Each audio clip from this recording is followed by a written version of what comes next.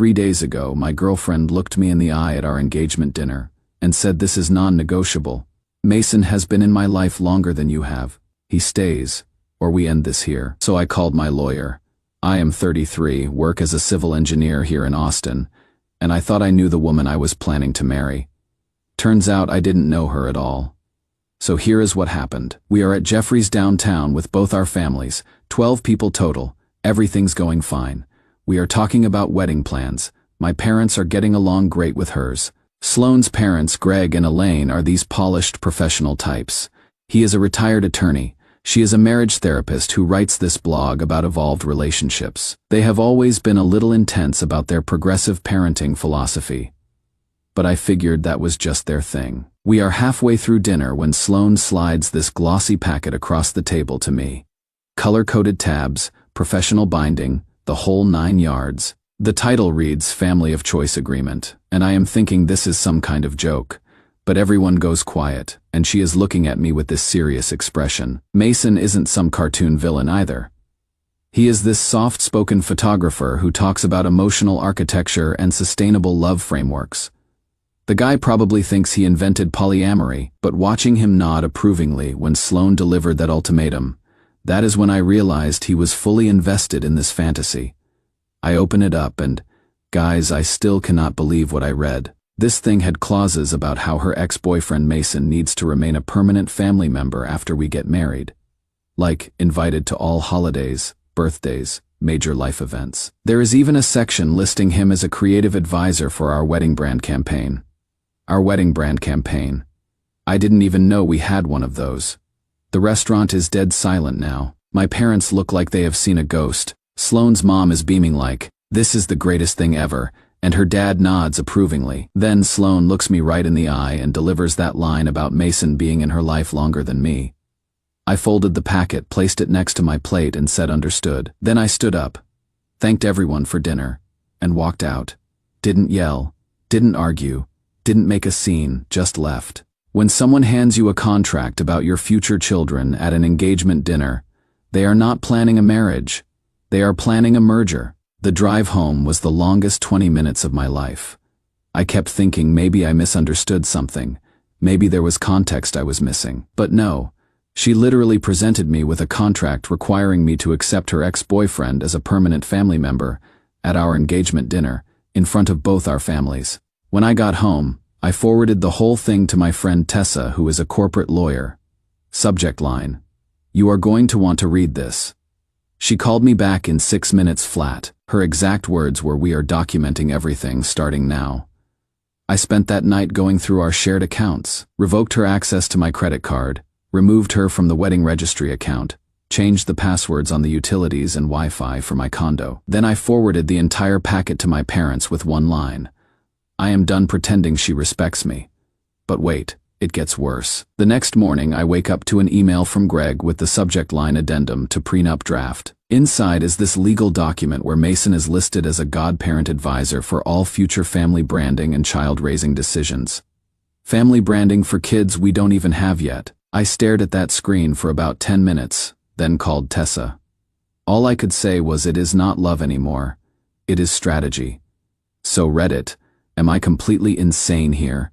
Was walking out the right move? Because Sloane has been blowing up my phone saying I embarrassed her family and that I am being controlling and regressive. Her mom posted something on her blog about partners who fear your freedom, and I am pretty sure she is talking about me. I haven't responded to any of it because honestly, I don't even know what to say. I keep going back to that moment when she said Mason stays or we are done. Like, who gives their partner an ultimatum like that? At an engagement dinner in front of both families, with a printed contract. Maybe I am old-fashioned, but I thought marriage meant choosing each other first, not signing legal documents to preserve your relationship with your ex-boyfriend. What do you think? Did I handle this right, or did I just blow up my life over nothing? Update 1. Okay, Reddit. Well, things have gotten significantly more complicated. Tessa has been incredible through all this. She immediately started documenting everything because she said something felt off about the whole situation. Turns out her instincts were right. So here is what we discovered. Elaine, Sloane's mom, is the sole signer on every single wedding vendor contract. Every single one. The venue, catering, flowers, music, everything, total value, $145,000. And get this. Mason's photography company has already been paid $8,500 for creative direction on our wedding visuals. Our wedding that we haven't even had yet. The good news is I have zero legal liability for any of it. Every contract ties back to Elaine. Tessa said it is like they were planning a business event, not a wedding. Then there is the credit card situation. Remember how I revoked Sloane's access to my card? Well, Tessa had me pull the statements first. $6,200 in charges that violated our written agreement about wedding expenses only, spa weekends, designer dress rentals, and something called a wedding mood board studio session that Mason billed directly to my card. The weird part is, Mason genuinely believes he is helping. Rachel showed me a text where he wrote, "I am not trying to steal her back. I am trying to protect what we built together." Some connections transcend romantic labels. He actually thinks he is the mature one here. I disputed all the charges with the bank, and they froze the card pending investigation.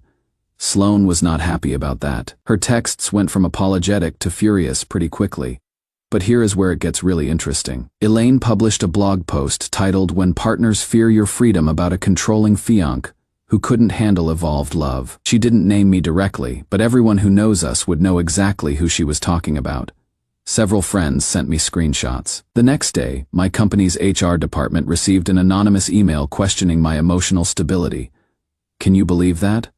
Someone actually tried to get me in trouble at work over this. Fortunately, my friend Miguel forwarded me the email because he works in our IT department, and he was able to trace the IP address back to Elaine's therapy office. HR investigated and I submitted everything. The ultimatum document, the prenup addendum, screenshots of the blog post, the whole timeline. They quietly dismissed the complaint and actually commended me for handling a personal situation professionally. Then something unexpected happened. Rachel, who was Sloane's roommate in college and still does styling work for her, reached out to me privately. She sent me text message screenshots between Sloane, Elaine, and Mason from the week before our dinner. They were literally planning to stage that conversation about boundaries so that if I backed out, I would look regressive and controlling Tessa's response when I showed her. Perfect, that is premeditation. Keep this sealed until we need it. I realized I wasn't her fiancé. I was her target demographic. The most recent development is that Elaine is apparently threatening to sue me for emotional distress over my public walkout from the restaurant. Tessa just laughed when I told her. Her exact words were, "Let her try. She has already made your defense airtight." I have to admit, I am exhausted by all this. I thought I was just walking away from a bad relationship decision, but it feels like I stumbled into some kind of elaborate scheme. The woman I thought I loved had her family lawyer draft documents about her ex-boyfriend being involved in raising our hypothetical children. Like, what even is that? My parents have been amazing through this whole thing. My dad, who never says much, just told me, "Son, you dodged a bullet." My mom keeps bringing me food and asking if I am eating enough. It is nice to remember what normal family support looks like. I will keep you posted if anything else happens. Apparently this isn't over yet. Update to Reddit. I cannot believe I am back here again. But this situation just keeps escalating in ways I never could have predicted. Thank you to everyone who has been following along and offering support.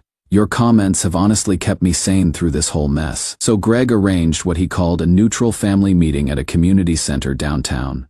Both families attended, plus Tessa came as my advocate. I figured this would be where we worked out a peaceful separation and moved on with our lives. I was so wrong. Sloane opened by offering what she called a compromise. Mason could step back from family holidays, but he needed to retain creative authority over her public image, as what she called a family brand. She said this like it was a generous concession. I had prepared for this meeting. Tessa helped me put together a presentation, and I brought a projector. I showed everyone the text messages Rachel had given me proving they planned the whole dinner stunt. I showed them the invoices proving payments to Mason's company from wedding funds, the bank statements showing misuse of my credit card, the prenup addendum listing Mason as a godparent advisor. Greg's composure completely broke. This calm professional attorney started raising his voice, saying the Whitakers would not tolerate defamation. Tessa leaned forward and said very quietly, "Defamation requires falsehood. We have receipts." That is when Elaine started crying and talking about how they just wanted to create a new model for modern love, how they were trying to show the world that families could be chosen and expanded beyond traditional boundaries, how I was destroying something beautiful because I was threatened by their emotional evolution. The meeting ended with no resolution, both families left angry, but here is where this story takes a turn I never saw coming. Rachel reached out again a few days later with something that changed everything. She had found a pitch deck on Mason's computer titled The Modern Family Brand, Turning Love into Legacy. This document laid out a complete business plan for monetizing my marriage to Sloan. They were going to market her as the poster child for open emotional partnerships. There were projected revenue streams from sponsorships, weekend retreats, a book deal about evolved relationships. The whole thing was designed around Noah, that is me, agreeing to be the supportive traditional partner who learned to embrace progressive love. My marriage was literally going to be their business model. Mason and Elaine had been planning this for months, probably since before Sloan and I got engaged. I was never her fiancé. I was their target demographic. Tessa reviewed the pitch deck and told me I had two options. We could expose this publicly and create a viral scandal that would destroy their careers and reputations, or we could stay quiet, finish the bank dispute, and let them collapse under their own contradictions. I chose silence. As tempting as public revenge was, I told Tessa let the truth rot them from the inside.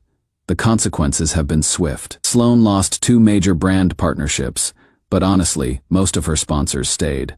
The influencer world is pretty forgiving if your follower count stays stable. She is still posting, but the comments section tells a different story. Mason's photography studio lost 2 major clients after screenshots of his co-parenting brand pitch somehow made their way to potential customers. Elaine's blog is being flooded with comments from people asking when they get to invite their exes to Thanksgiving. 3 weeks after our family meeting, the Whitaker's attorney sent me a draft lawsuit for public humiliation and breach of emotional contract.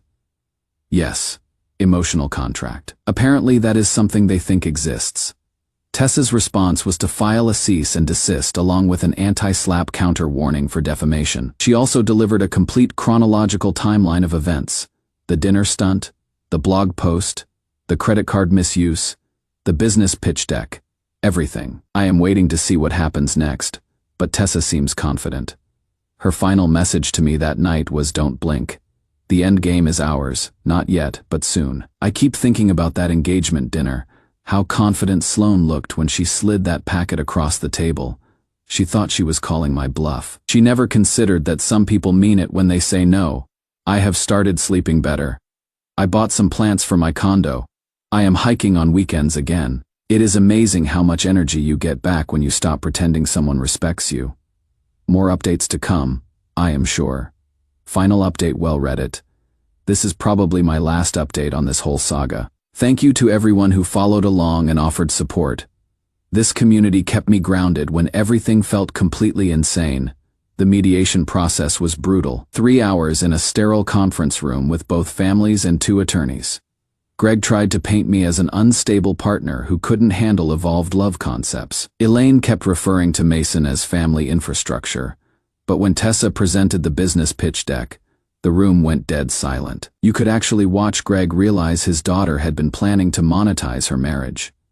Elaine stopped talking about emotional evolution and started talking about misunderstandings. The settlement took 2 weeks to finalize.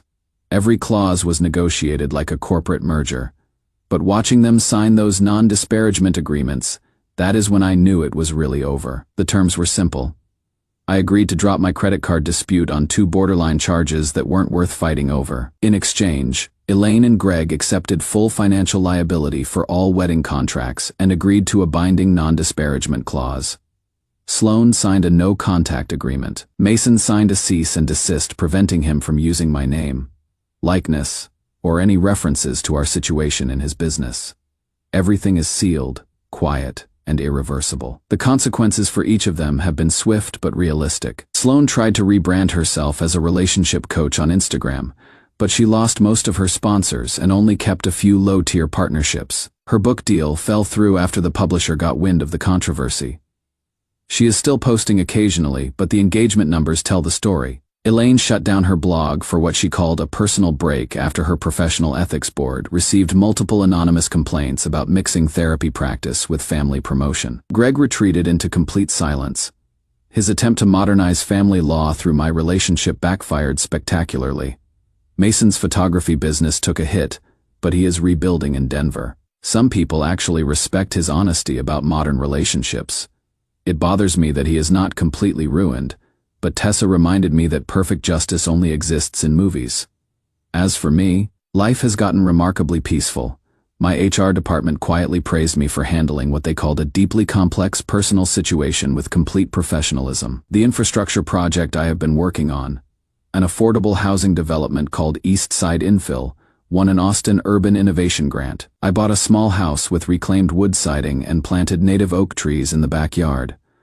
I am sleeping through the night again for the first time in months. There is something deeply satisfying about building things that will outlast whatever drama people try to create. At a community volunteer build last month, I met Harper, an environmental architect from Dallas, who was in town consulting on sustainable design. We talked about stormwater drainage and green building materials over coffee. There was no cinematic spark, no dramatic chemistry, just ease. Just two people who understand that good foundations matter more than flashy exteriors. 1 year after that engagement dinner from hell, I attended the ribbon-cutting ceremony for the new community playground I helped design. Kids were running and laughing, sunlight was glinting off the slide, and a volunteer handed me a wrench to help with some final adjustments. My phone buzzed with an email from the bank, case closed. No impact to credit rating. I exhaled, wiped sweat from my forehead, and kept working.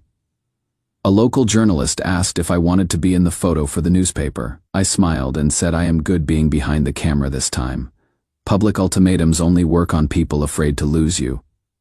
I stopped being afraid. The most valuable thing Tessa told me was this: never negotiate with someone who doesn't respect your right to say no.